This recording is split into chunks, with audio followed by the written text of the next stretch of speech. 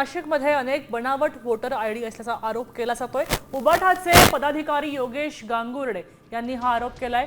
एकाच्या नावाने 3 बनावट वोटर आयडी आहेत, तर एकाच व्यक्तीचे फोटो सारखे आहेत, मात्र नावं मात्र वेगवेगळी आहेत। एका आयडीवर नाव महिलेचे आहे, मात्र फोटो पुरुषाचा आहे, असे अनेक बनावट कार्ड वितरित झाल्याचा संशय आता व्यक्त केला जातोय। हे पुरावे निवडणूक आयोगाकडे सादर केले जाणार आहेत। असे बनावट कार्ड तयार करणाऱ्या संबंधित अधिकाऱ्यांची चौकशी करण्याची मागणी आता केली जाते।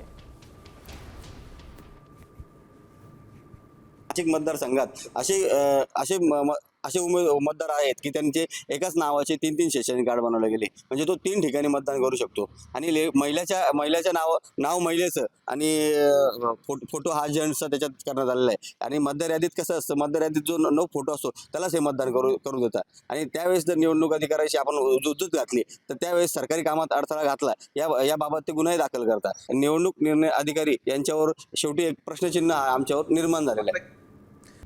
आता isakal.com आहे देशातील नंबर 1 ची मराठी न्यूज वेबसाईट।